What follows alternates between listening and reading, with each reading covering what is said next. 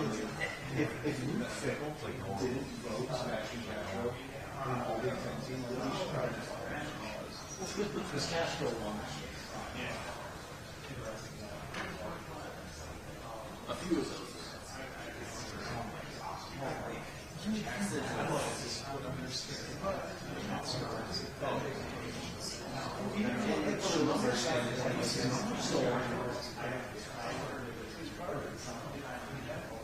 Arkansas signing Bobby Fischer. As the team offensive coordinator. The fans are just going to work. Oh my gosh. No freaking way.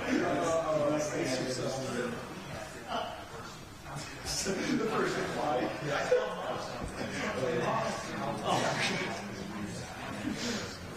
I'm absolutely about to tweet that.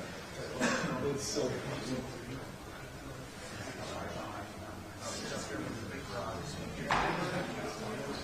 I did check to make sure it was a real Pete fan.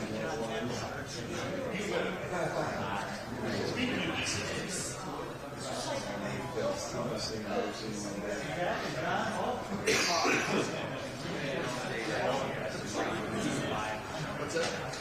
Like, I'm not willing to go read the Arkansas board. At the box.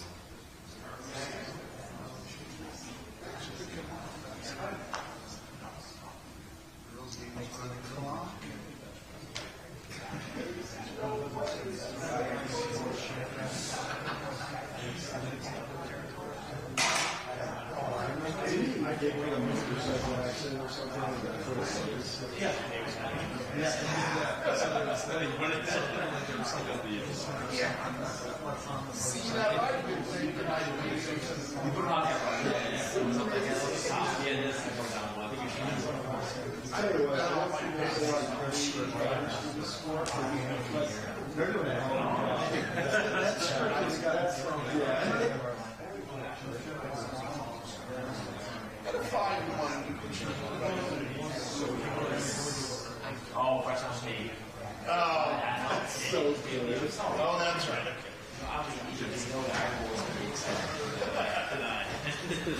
No.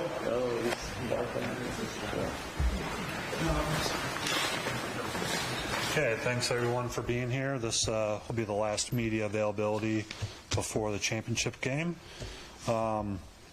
Regarding Sunday and media availability, we'll email something out later this week after the bowl announcements are publicized. We'll probably do something similar that we did last year, doing a Zoom call sometime mid-afternoon, something like that. So with Coach Ferentz. More info on that via email in the coming days. And again, we got mic holders. We have John and Jack. Raise your hand when you have a question, and we'll get to Coach. Okay. Afternoon. Bigger crowd than I thought of, because I feel like we just did this. But anyway, just a couple comments, and then we'll throw it up for questions. I just wanted to start out by congratulating some people on their awards and recognition. Phil, got bumped up to the Broyles Award finalist, so that's great. Tory Taylor and with the Ray Guy, and then Cooper with the Thorpe Award being finalists and all those. So happy for those guys. Some of the All Big Ten stuff came out certainly, and for Tory to be the punter of the year, that's a great thing. Cooper being the defensive back and return specialist, also really nice to see. So, I think it's the 5th time now in 9 years that we've had the DB of the year in the conference, which is, some good trivia there. And then all Big Ten stuff came out. Tory Taylor being first team, Cooper, DeJean, Jay Higgins, Sebastian Castro, second team, and then Joe Evans and Nick Jackson being third team. So, just really happy for everybody that's been recognized. They certainly work hard. It's not easy to play at this level, certainly, or coach at this level, and all those guys have done a great job performing. So just, really happy for them. Regarding the game, we're locked into our preparation now that began basically on Sunday, and I think that's kind of where we're at right now as a team. Looking at Michigan real briefly, no big surprise, but they're very talented, basically at every position. Really well coached, play extremely hard, and it's been tough to find any kind of weakness or things that they don't do well, and I think it just backs up the way they've played over the last 3 years now. It's been very, very impressive. So a lot of good players, very well coached, and they're do a good job defensively, offensively, and then certainly special teams, really impressive group as well. So I think our players are certainly excited about the opportunity to be in this game, and I think all of us are, certainly. So just proud of them for earning their way into it, and it's going to take our best football Saturday to have a chance in this football game. Captains this week are Joe Evans, like they have been, Jay Higgins, Luke Lachey, and then also Logan Lee. Those guys will be our guys. And one nice thing about this game, we'll have a chance, we'll have our normal travel team go over, we'll have everybody on the sidelines. So everybody that's been practicing, doing all the hard work that they do during the course of the year, everybody's got a role, so it's nice for them all to be included in this game, and that's really the only opportunity this year where those guys get to travel and be part of it. So that's a special thing there. So again, just happy for our guys, proud of our guys, and looking forward to finishing up the week of preparation, traveling over on Friday, and I'll throw it out for questions. Hi, Kirk. Scott Doxerman with The Athletic.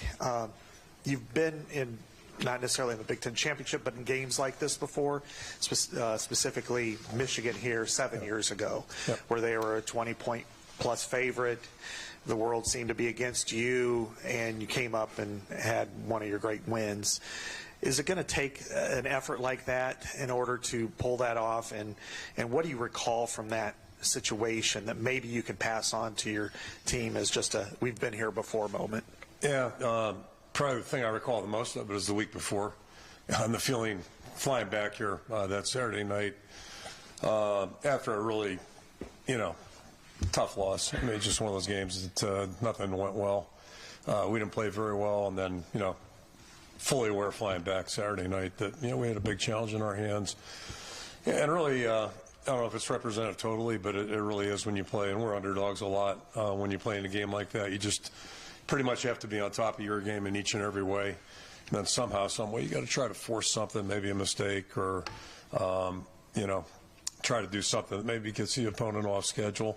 And then if they do make a mistake, you got to capitalize whenever that comes available. And I think outside that game, outside of the, we blew a 2-point conversion that looked like it was going to be pretty good. But outside of that, we didn't do much to hurt ourselves, and we did some things to help ourselves too. And the bottom line, you just have to compete as well as you possibly can, and that's certainly what we're looking at this week. And I guess if it's a good thing, we've played them. This would be the third time in 3 years, so there's some familiarity there. The bad news is that there's some familiarity, and you just have a real respect for the way they are, the way they're coached at every position, and the way their guys play. And a lot of familiar faces, a lot of new faces too, and those new ones are very impressive.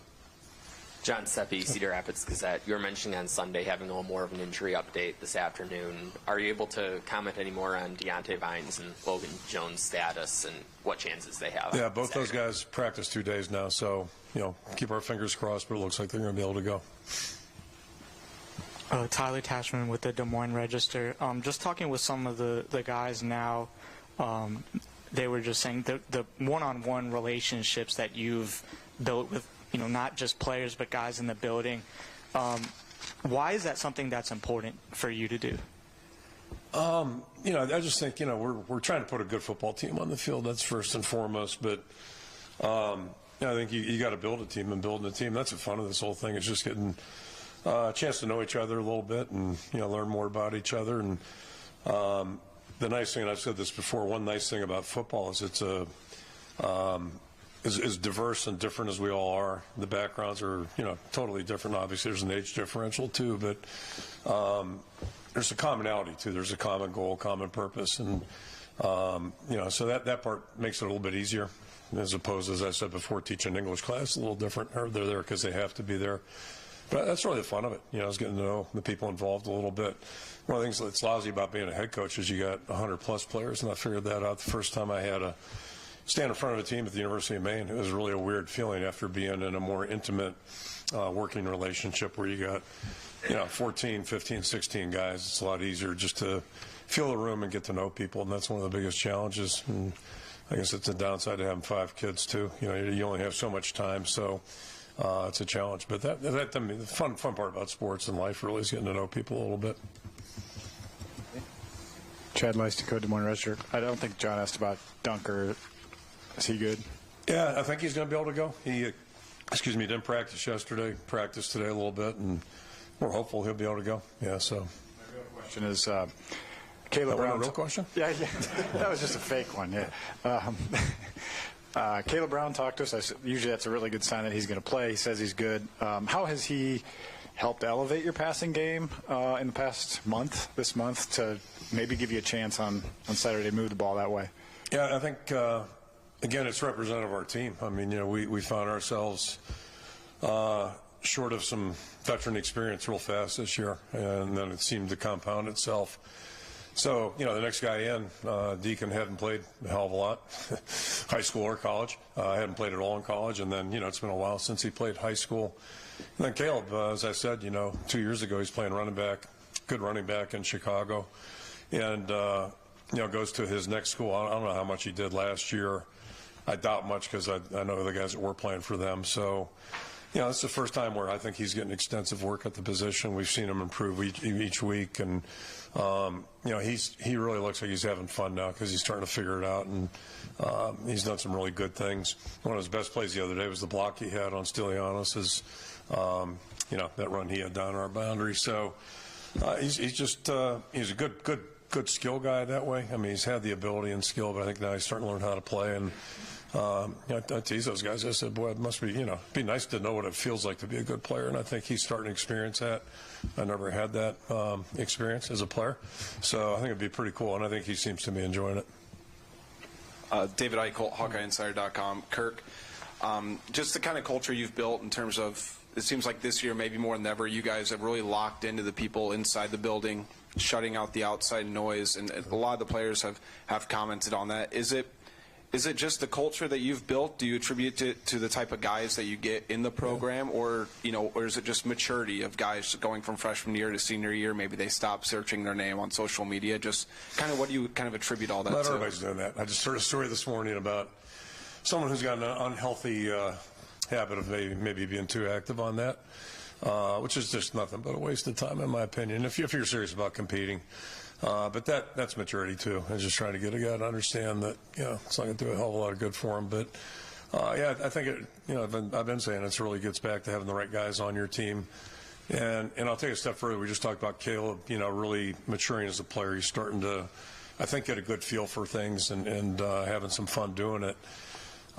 Maturity is people too. But I think back to last year, which was a really tough year. It was a challenging year for all of us, and really proud of that team, the way they fought through. I mean, we're sitting there at 3-4, and I know everybody was probably dumping on us a little bit, but that's not a new phenomenon. But it's just, we had 2 choices last year, and the guys chose the right path.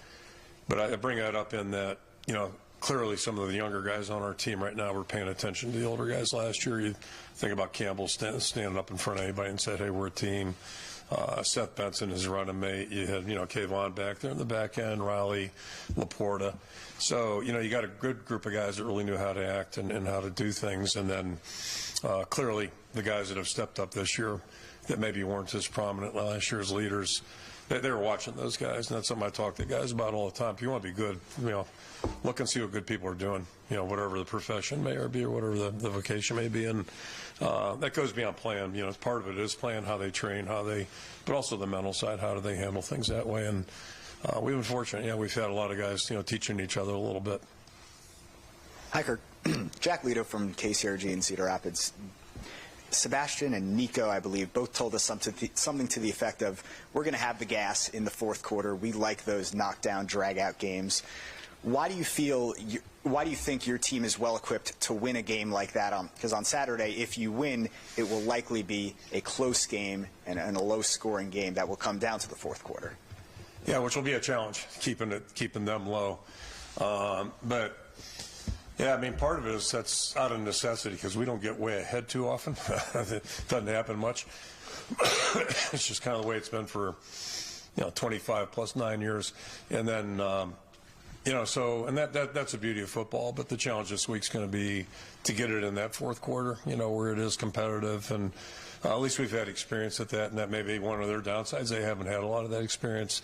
Although, obviously the last 3 weeks they've been in some pretty good ball games too. So, but they've got a lot of them where they just, hit the gas and went. And, if you don't have a respect for their ability and their talent and the way they play, that can happen to you real fast. So the first thing we have to do is try to get it to the fourth quarter, and then we're going to have to find out a way to win it. And kind of goes back to Chad's point earlier in 16. I mean, it was couldn't have gone any better at the end, but boy, I'll tell you, it was tight. It was really tight. And if we end up being the winning team, that's probably about how it'll have to go.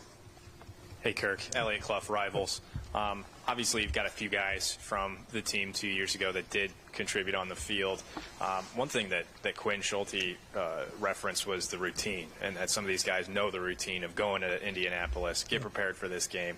Have you noticed, maybe a different level of comfortability and confidence because of that routine going into it this time?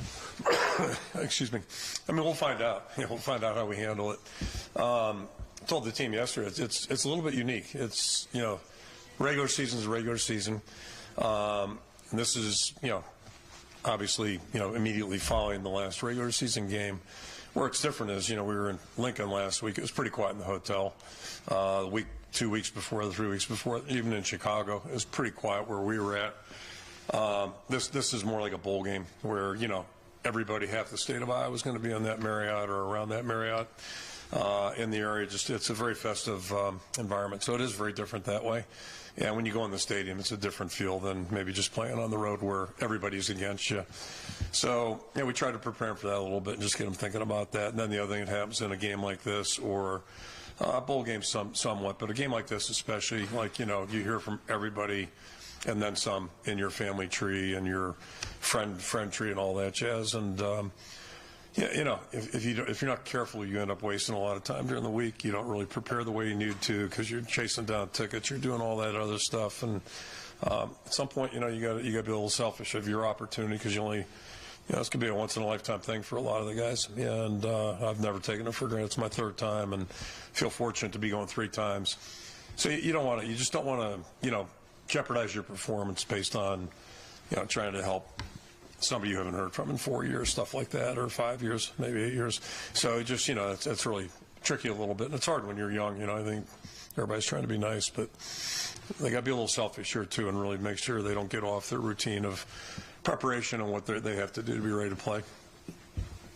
Kirk, you've been underdogs in a lot of games. Yeah. I get the sense from your guys that they kind of relish that, being an underdog. Have you noticed that with some of the guys in your program, that they kind of relish that role? And why do they thrive in that position so much, being an underdog? Well, I mean, it's kind of the way we are, and we have been for, as long as I've been involved in the program, even in the 80s. So, I mean, it's the way it is, and that's okay. When you're playing real big games, chances are we are going to be, I like to say big games, like a big bowl game or a championship game like this. I think historically that's kind of been, the way Iowa is, and if you don't embrace it, you're going to probably be a loser. So, and you may be a loser anyway, or come out and losing the game, not be a loser, but lose the game. But I think you have to relish the opportunity, the challenge, and understand how significant the challenge is going to be, and appreciate that and respect it. And but the great thing about sports too is you just never know what's going to happen. That's why all the prognosticasts, they get a little frustrated because you just can't predict even a regular season like what's going to happen 100% because people are people and there's a lot of things that can happen. Blake Hornstein, Hawkeye headquarters. Kirk, if let's say Saturday we stand here and you guys are our Big Ten champions, what do you think happened in the game to get you guys over the finish line? Just what we've been saying. I mean, we'd have to do everything right and probably force a couple of mistakes. But you can't worry about all those things. You just got to worry about what you can do and your performance. So that's what the week's for right now, is us trying to know our opponent really well. And I'm not too worried about us having the respect it takes to win a game. In this game, I'm not worried about that one. But just knowing the opponent, knowing what we have to do, and then doing it with real precision. A real high level of precision. I think that's one thing too when you get in a game like this with an opponent like this. it's got to be right on the, Raymond Berry said, aim for the bullseye, it's the center of the bullseye, and it's really appropriate in a game like this, because if you're off just a little bit, chances are, it's not going to be good for you. So a little bit of a heightened awareness, I guess, and not so much appreciation, but awareness and just detail in what you're doing. Steps, footwork, eye discipline, all the things that you have to do to be a good football player. Scott Docterman with The Athletic. Remembering back to even like 2015 when you were 12-0, you seem to have more scrutiny attached to your program more than any other team in the country for whatever reason. And it seems like this country loves underdogs and Cinderella stories except for the Iowa Hawkeyes. Can you figure out why? Is it because you're not flashy? Yeah, people love not to love us. That's okay. I mean, it's just what it is. I don't know. Maybe it's me. I don't know. I think I'm a decent person. I don't know, but whatever. And we don't broadcast. I mean, we've had some success, but we just try to let our play speak for itself. And I'm extremely proud, and I think all of our players are proud of what we've done here the last 3, 4, 5 years. If you look at the numbers, they're not bad. But I think there's also a stylistic part, and maybe we're not. Pretty enough or whatever it may be. But the objective is to win games. Try to find a way to win. That's what you try to do, and that's our guys have done a pretty good job of that.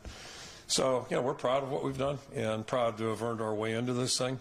And now we got a hell of a challenge on our hands. But I don't know why. I mean, we got great colors. It was easy to spell. All right. I mean, that's really. So I don't know. That's a good question. Owen Sebring with KGAN. Drew Stevens was listed as the kicker for Saturday on the depth chart. I assume he's going to be the guy that we'll see out there after having a couple of rough weeks for him out there in the kicking game. Yeah. Special teams is such a head game. I mean, it seems like it's such a mental aspect where you guys really have to build up confidence in those guys, and they have to keep that confidence. How do you build up that confidence in Drew after what happened on Saturday or Friday and after the last couple of weeks that he's had? Yeah, I mean, it wasn't a real long talk, but my encouragement to him was just to recognize the fact that he's performed well. Feels like he's been here like 3 years or 4 years, and he hasn't. He started in January. And you think about how bad he was a year ago spring and then how good he was last fall. He was excellent last spring. He's had a good year this year. And my encouragement to him was just recognize the fact that you have done it at a high level here, at this level. So, whatever happened Saturday, put it behind you, move on. And, it wasn't a great day. And there's a couple things involved, but bottom line, it wasn't very good. And that part of our performance, and you got to move on. It's like being a relief pitcher, left tackle or a quarterback. If you have a bad play, everybody in the world knows it, and they got commentary on it. But name a great player in any of those positions that hasn't missed them. And as good as Nate Kading was, he's missed a few too. So I mean, it's you just got to move on. You got to block it out. That's really the trick. It's not a matter of can you do it, can you block it out, can you move on it. And it's no different than losing a game. And mentioned that Penn State game in 2016. That wasn't much fun. But if you dwell on that, forget about next week because you're going to be terrible. And I think that's a lesson, and we'll find out. Hopefully, he has a great week of practice. Matt McGowan with the Daily Iowan. So 4 of your last 5 games have been decided by 3 points or less. Just how, kind of going off that last question, how important has the special teams been, especially that kicking unit of Drew Stevens, Torrey Taylor, and Luke Elkin? Yeah. Let me just interject too. That last field goal, Torrey did a heck of a job. The snap was low. Great job placing it, and it's kind of emblematic of his growth too. Not only as a punter, but like everything he does, he's just doing it really well. So, yeah, I mean, for us right now, like everything is critical just because, we got some pretty good players that aren't playing. So, and with those guys, I don't know how good we'd be with them, but it doesn't matter because they're not here. So I do know there's a void there. But I also, you see guys, Addison made a couple really good plays the other day, and just, that's part of the fun of it, see who responds, who grows. But all that being said, I mean, we know it's razor thin, so everything that we can get, if it's a field goal that we should be able to make, then we need to make it. If it's a first down that we got a chance to convert, need to convert that at a decent percentage, chance to get them off the field, and if we don't do it, all those little things are going to play into the outcome of the game. Given that, we're not giving up a big play or, whatever. You start doing that really makes it tough. Tyler Tashman with the Des Moines Register. I think you've mentioned Sunday, like this season, has brought more hurdles maybe than you're in any other seasons of your coaching career. In what ways has this season challenged you as a leader? And are there ways that you maybe feel like you have grown as a leader throughout, having to deal with what you have this season? Yeah, good question. I think the only one probably even remotely comparable would be 04, injury-wise. But, this one is more significant, I think. So, and then to your other point, yeah, I mean, every day challenges you, really, quite frankly, if you're thinking about things. And that's what I try to think about stuff. And there's a lot of days, I'll say this publicly, there's a lot of days where I've, over 25 years, wonder if, do I have any idea what the hell's going on? Is anybody hearing anything that, I think is important? It's kind of like being a parent, same way. And then, some way your kids surprise you every now and then. But, a lot of the stuff, there are no, concrete answers, so you just got to do what you feel is right. Try to get input and, feelings from people in the building, people you work intimately with, and your players, too. You just try to, get a gauge of what, what might be realistic, and then try to, shape it in a way that's good for everybody. But, you think about it all the time, and I don't mind telling you, I got a lot of doubts all the time. It may not look like it, but believe me, my mind, you would all know what's going through my mind most of the time. It's not good. Probably not healthy. But anyway, somehow, some way, we're still here. Take some more questions, John. Speaking of 2015, a couple of questions ago, do you see any other parallels between this season and that season, and what do you remember most from that first trip to Indy? Yeah, I mean, 15, the season in general, just a lot of close games. And again, that's probably not totally shocking for us, but and that team had a lot of resiliency too. I mean, you think about going over to Northwestern. I don't mind telling you, I had my concerns, from grave concerns in that one, and the team surprised us in the other direction. And we, C.J. Beathard couldn't walk that week. That was part of my creation of the indigestion. I mean, oh man, this isn't good. But somehow, some way, you find a way to get something done. So, again, that kind of ties in with the sports part about it. You just never know what's going to happen. And, we're here day by day, and I couldn't predict that outcome in that game.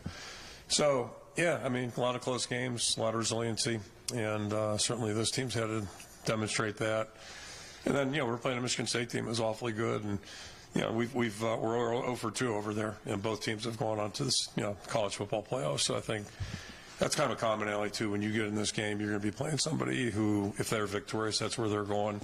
If we would win, I mean, that would really screw things up, I'm guessing. It might be kind of funny, actually. But anyway, that in itself, not, but that's a whole different subject. Yeah. Tom Kakert, Hawkeye Report. Kirk, I know your focus is Saturday and a football game, but portal's going to be opening up. There are guys announcing all the time. How are you guys approaching that internally? Is that Tyler and his group that are just kind of monitoring things and getting some ideas put together? Yeah, and we get some notices from other people about, so I guess, yeah, it's obviously the season's open because we've heard from some people that, so-and-so just came up. But yeah, we really haven't talked to a great extent about our roster. We normally would be doing that right now. We'd be talking to our players a year ago. That's what we were doing this week. But we're in the middle of game competition, and I am one person that believes, state and church or whatever they say, keep them separate. And right now we're just in a football mode, so we'll start having those discussions after this game, find out what's going on, and the guys in personnel are keeping track of that. But I mean, we don't even know what we're interested in looking at this point. Obviously, if there's somebody that's out there that's a good player that has an interest in us, those guys will deal with that. But that's a story from a different day, or for a different day. Yep. Okay, thank you. Okay, see you Saturday.